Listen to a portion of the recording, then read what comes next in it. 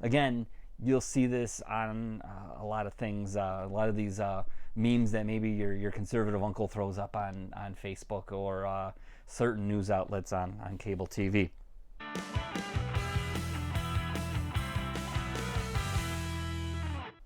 Hello and welcome to another episode of Double J's List.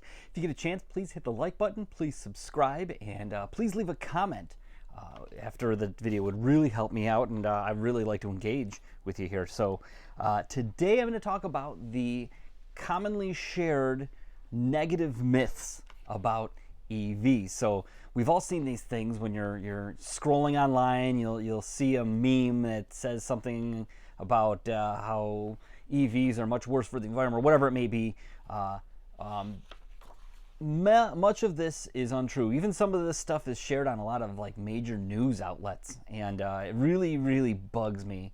And sometimes this information is just really outdated. Maybe it was true 10 years ago, but it really is no longer in some of these cases. So I'm going to go over some things that I've collected. It's a total number of 10. I'm going to start with number 1, is that it takes more carbon dioxide, is produced when making an EV than what is produced making a non-EV or internal combustion engine car, and it completely negates any of the advantages of driving an EV as far as greenhouse gases are concerned. This is almost completely and totally false.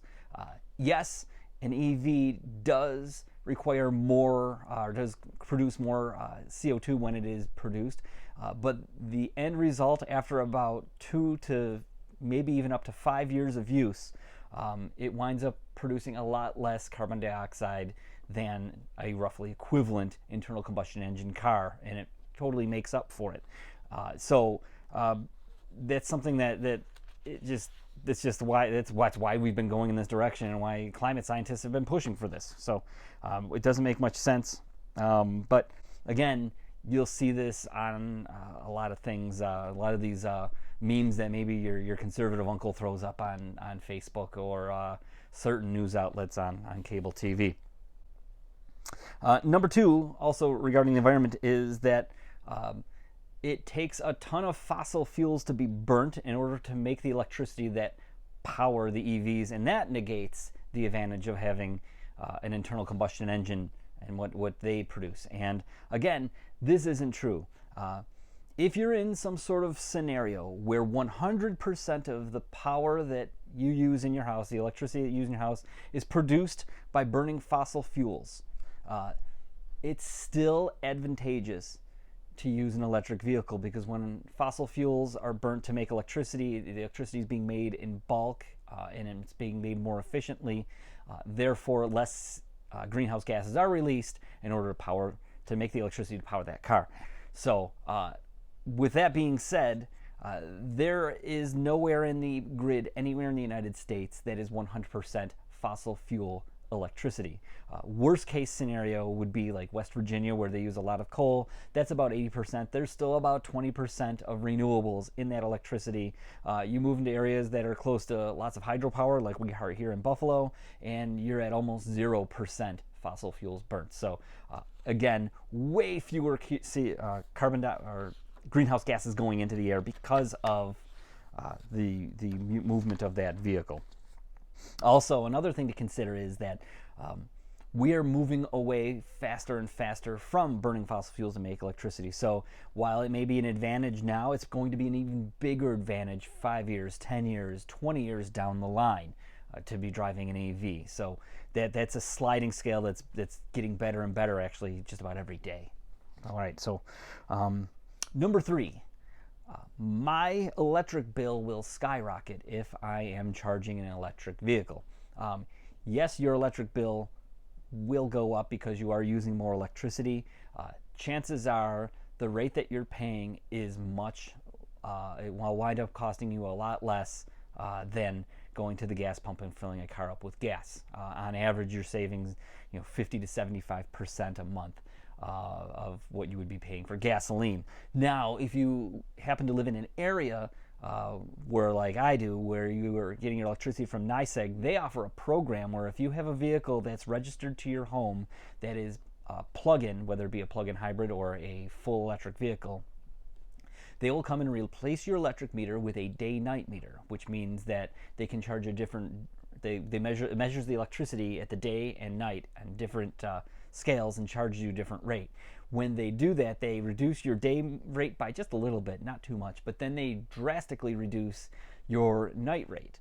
So the end result is, for at least for me, is my electric bill as a total went down from before I had EVs. So it's actually way cheaper for me to run an electric powered vehicle than it is to have gasoline vehicles, at least here in Western New York if you're using NYSEG. So that's something that's really cool. People don't even talk about enough. And bear in mind, that only is talking about if you charge at home. Some people don't have the means to charge at home if they charge at work or a charging station near your home, whatever it may be. I'm talking specifically if you charge at home. Typically, you're going to want to install a 240 line to wherever you're going to be charging, 240 volt line to you, wherever you're charging your vehicle. That's known as level 2. That works pretty good if you commute a decent amount. If you have a very small commute, you may even be able to get away with using a standard 120 volt outlet. And I talk like if you commute a very small amount, that would work out really well. So you're not putting that much load on the grid. If you have a regular plug-in, the 120 volt, you're talking something equivalent to about a hair dryer. If you are using the 240, the big plug, to do level 2 charging, you're talking something equivalent to like an electric dryer. So you're gonna put a little bit more load on your home's grid and your neighborhood grid, but realistically not that much more. It's something that you should be able to handle. The number 4 myth is that electric vehicles are really expensive, and this myth simply can be busted in 2 different ways: new vehicles and used vehicles. So with new vehicles, the average price of a new vehicle in the United States is approaching $50,000. If you look at what EVs costs, there's a lot of them that are actually under that price right now. So we're actually talking less than the average price of a new car. Plus, you may even qualify for a $7,500 tax incentive to buy that car. So whatever that price is, minus $7,500, a lot of dealers will do that right at the time of purchase for you. So with a new car, it's really about the same price, if not less, than buying an equivalent gasoline. I mean, there's people out there going and buying $100,000 super SUVs. You can get something pretty reasonable for not quite so much money and get an EV.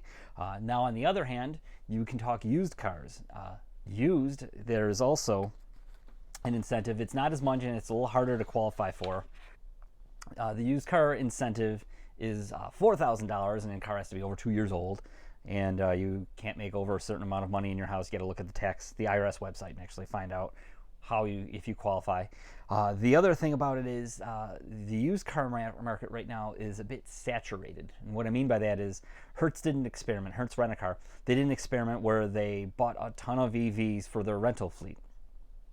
While it was ambitious, we were a little ahead of what we need to be doing on that. So they made kind of a mistake.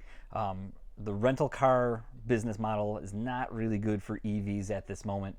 You're just handing an EV to somebody who doesn't even know how to charge it, how to work it, and from what I understand, the people doling out the cars at the rental agencies don't really know much about them, and I guess the whole thing was kind of a disaster. So the end result was Hertz took all of their stock, or a good chunk of it, and all of their EVs, and just put them on the market as used cars via their dealerships. And I think they sold a lot off at dealership auctions. So the market is now full of Tesla Model 3s and Chevy Bolts, especially EUVs. There are a ton of them on the Hertz website, and there's lots of them for sale popping up on all sorts of used car lots. So take a look into that, because there's a lot of these Tesla Model 3s that are like a year old, going for under $25,000, and there's a lot of these Chevy Bolts, which is an incredible deal, that are like a year old for well under $20,000. So you're talking really inexpensive, almost new low-mile cars going for a heck of a lot less than a gasoline equivalent. So there it is, myth busted. You can get into an EV for pretty much cheaper than what you can get into a comparable internal combustion engine car. So, all right, number 5. The batteries are terrible for the environment and can't be recycled. Now, there's some precious materials inside EV batteries. Number one being lithium, the other one being cobalt, are like two of the big ones that everyone talks about. So they do have to do some pretty invasive mining that is terrible for the environment to get to these things. Now, on the other hand, battery technology has been evolving. They're developing technologies that require significantly less amounts of those materials to make the batteries, and that technology is advancing every day.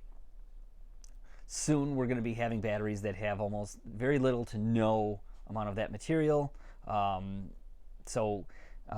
discussion of that, like currently, yeah, some of the batteries are pretty bad to produce, but they're already there. And again, without developing the technology, we're never going to get to where we don't have to do that. So this isn't complete. And then the fact that people say that they can't be recycled is a complete and total utter myth. There are recycling plants popping up all over the country and all over the world to separate those materials back out of those batteries and be able to reuse them again in new EV batteries and other devices. So yeah, that's completely false, but that keeps going on and on and on the internet and on certain cable news networks. Number 6 is that the batteries inside EVs die quickly and are really expensive. Okay, so we'll start with the die quickly thing. Now, the battery chemistry inside of your phone or your laptop, kind of similar to what's inside of an EV. And if you're familiar with owning any of those devices, you know that after like 2, 3, even 5 years, that battery just doesn't do what it used to do. And people are immediately associating that to an EV and saying, hey, I don't want this battery being dead in a couple years and the car being completely useless. And yeah, if you go and look up on the dealer website, it's going to be really, really expensive to replace that battery. Now, first off, the battery itself will last significantly longer inside of an EV versus your pocket device because of temperature management. Now, EVs have a really robust temperature management system for their batteries, and what that means is if a battery gets really, really cold or a battery gets really, really hot, that significantly reduces the amount of life that that battery has for these rechargeable batteries. If you notice, like when you're watching a video or doing other things that really use the processors on your phone or your laptop, the battery gets really, really hot. And there's not much that the phone can do to get rid of that heat. Also, you may have made a mistake, left your phone inside the car when it's 2 degrees outside. That really cold, not good for the battery either. So what EVs do is they have a system that either that cools the battery intensely. It actually ties into the air conditioning system of the car. So when it's really hot outside and you're flooring it up a hill, it's working really hard to keep that battery at a temperature that will drastically reduce the amount of wear on that battery. On the other hand, when it's cold out, that system can see that the battery is getting cold and it can keep it warm. Even when the car's not running, it will actually warm up the battery slightly to keep it within a range that reduces wear. So that part, so therefore, these batteries last a long time. There are many batteries in a lot of EVs, cars with over 200,000 miles on them, cars that are pushing 10 years old, and the degradation is like 10%. If you can think about like how a gasoline engine is acting after 200,000 miles, a lot of times they don't have all the performance that they used to have at 200,000 miles. So it's really not that big of a deal. Also, yes, batteries, if you go to the dealership, are really expensive to replace. It's the labor and the cost. However, companies are already popping up to basically be able to remanufacture used batteries and make them new again or troubleshoot the bad cells. Similar to that, think about like with gasoline cars, there's companies that remanufacture engines and transmissions. This is going to be a really big growing segment of the industry. You can also prolong the life of the battery if you follow an 80-20 model. By that means is like you power the car, you can set it in the settings to only charge up to 80%, and then you don't charge it until it's down to 20% approximately. So yet the engineers have found that charging and between those two ranges greatly extends the life of the battery. However, you should take it to 100% occasionally, maybe once a month, just to make sure you're using all of the battery to its full range. Also, you should probably avoid DC fast charging. That's level 3 charging that can get you a full charge in usually less than an hour, even significantly less on the newer, faster chargers with newer, faster cars that can do this. The faster you charge your battery, the more heat that's involved and the more damage that can cause to it. So if you only charge a car on the DC ones when you're doing the occasional road trip, that's fine. But if you're using a DC fast charger to always charge your car, you're probably going to drastically reduce the life of your battery. All right, number 7 is that EVs are bad in the winter. Now, I live in Buffalo, New York. It's cold here in the winter for sure. And I've had 2 different EVs and a plug-in hybrid. And I can tell you that they work pretty much just fine. You do lose some range. So as batteries get cold, that temperature management system has to use the battery to keep the battery at a certain state. Now, there's some things that you can do to counteract that. Number 1 is have the car plugged in and charging, so that way when you go to leave in the morning, you can remote start it, and that's called preconditioning. So what that does is it uses the system to get the battery up from its temperature that it keeps when it's just resting to the temperature when it's operating. So you're using the power from your house to get that warmed up. You're also using the power from your house to heat the interior. So you're not using the battery to heat the interior up all the way. You're just basically using the battery to maintain that temperature after you start driving. So that can extend your range in the winter for sure. And I strongly recommend doing that. The other argument is EVs are bad for winter is that if you're stranded in a snowstorm, as it happens occasionally here, that your batteries will go dead and you'll freeze to death. Okay, so I'm not sure if you're familiar with gasoline cars, but they have gasoline tanks and you have a finite amount of fuel before that runs out.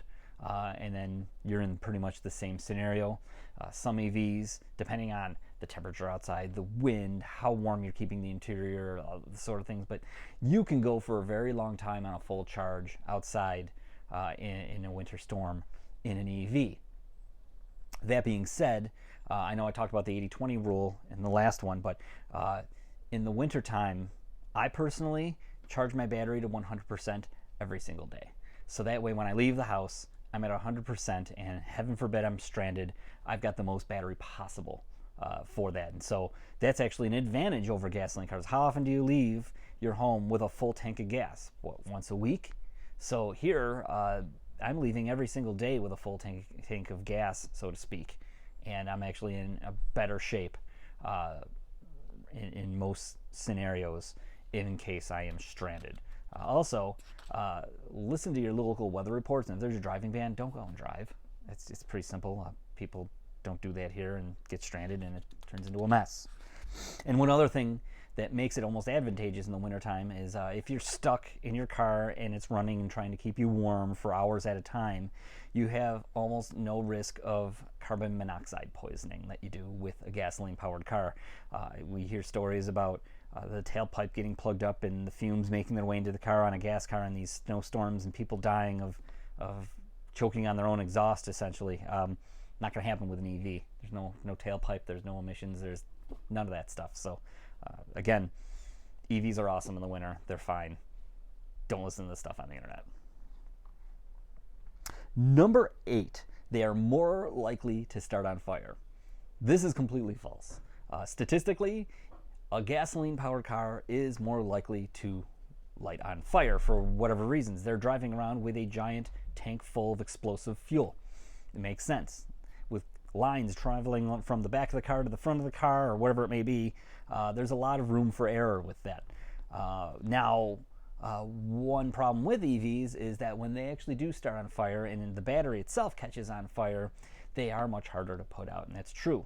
So, there's a lot of training going on right now in local fire departments, and it's just basically a different way of attacking the fire when a fire does happen, which again is actually less often. Don't believe the nonsense you see on the internet or hear in the news.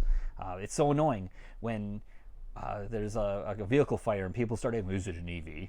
Well, statistically, it's less likely and almost never is. So, just more garbage. Number 9, the government is forcing me to drive an electric vehicle. It's not true. It's totally not true.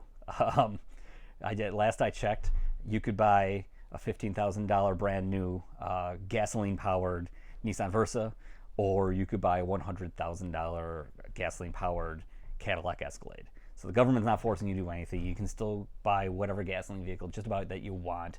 Are there laws coming in certain states stating that every new vehicle sold must be either full EV or electrified in some way? Yeah, there are some laws on the books.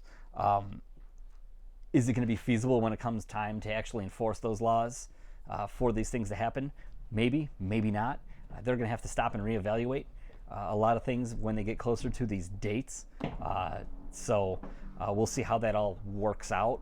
And long short of it, even if you're, let's say 10 years from now, all EV or all gasoline vehicle sales are banned in your state for whatever reason, chances are there's still going to be a huge used car market. Cars last, on average, 12 years. A lot of people get almost over 20 years out of a car. So you're going to tell me that you can't buy a gasoline-powered car after the ban goes into effect, that you can't buy the new car? This is going to be a multi-decade-long transition. So no, the government is not forcing you to buy an EV, at least not right now, or not anywhere in the near future. It's going to be way far off. Now, number 10 is a little bit, is a myth that actually is slightly true in some ways, but not completely. That's why I made it number 10. So, and it is that you cannot road trip an EV. Yes, you can road trip an EV. There are some caveats, and it depends on the EV whether or not you can actually road trip it, or road trip it successfully and with minimal hindrance. So, if you're going to take a road trip in an EV, the easiest one to take a road trip in would be something made by Tesla. Tesla has a fantastic charging network that is really reliable, works awesome, and lots of fast chargers, and pretty much better than any other charging network in the world right now. On top of that, the Tesla itself has fantastic navigation software that you get in the car, you type in a location, whether it's 20 miles away or 2,000 miles away, and it will get you there and show you where, tell you when to stop, when to charge, how long do you need to charge for, and typically if it's all Tesla chargers that it's sending you to, you just pull up, you plug it in, and it just does it. Whereas other cars, with the exception of Rivian now, Rivian apparently, from what I've been reading, has just as good, if not better, software than Tesla, and they are now welcome on the Tesla network.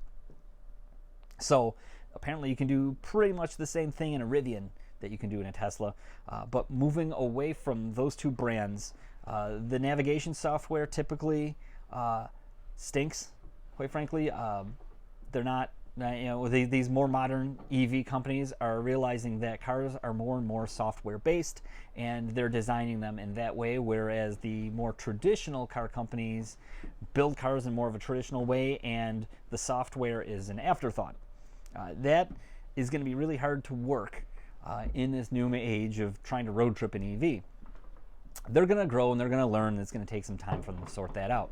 The other problem is all of these other charging networks are not nearly as good as Tesla's. From what I'm reading, they're finally starting to get better, but it was really common to pull up to a charging station from whatever company, I don't want to use names, and the charging station doesn't work, or it was vandalized, and it was vandalized a long time ago, and they didn't come and fix it yet. Or you go to use your credit card and it's not connecting to the network for some reason, or you use the app to charge, to charge it, and it doesn't work. There's a lot of issues with that sort of thing, and it made, let's say, road tripping in my Chevy Bolt kind of challenging. I did a little video on that a while ago, so check it out. Anyway, so yeah, you can road trip even with a Tesla. You can do it successfully. You're still not going to be able to fuel up your vehicle, and it only take like 5 minutes or less to fuel up and then go. So at least those Tesla charging stations are usually in nice areas where there's a decent restaurant or two and some shopping and whatever. So if you are willing to accept the fact that your road trip's going to take a little bit longer because of the length of time it takes to charge versus getting fuel, yes, you can road trip. But just about all the other brands, besides Tesla and Rivian, a little sketchy. Don't recommend it quite yet, unless you're really adventurous and you download all the apps on your phone to figure out where the chargers are and how long you need to charge. You usually need like 2 or 3 apps, and it's quite a thing. I think I used, my last trip, it was an app called ABRP and PlugShare. Between those 2 apps, so the ABRP kind of does what the Tesla software does, where it tells me where to stop along the way. It doesn't interact with the car like the Tesla one, because it can actually monitor its own battery status and say, oh, hey, you're using more battery than I thought. Let's stop at this charger instead of that one, where this one doesn't do that, obviously, because it's not connected to the car. And then PlugShare is just a really good app to show you where there's a lot of different charging stations all over the place and how they work, and people report if it's good or not. It's a good little online community. Again, not nearly as good as what Tesla does. So anyway, well, all that being said, I hope I dispelled some of these myths for you, and whether or not, give me a like or a subscribe. Make some comments below. I'd really appreciate that, and I really thank you for watching.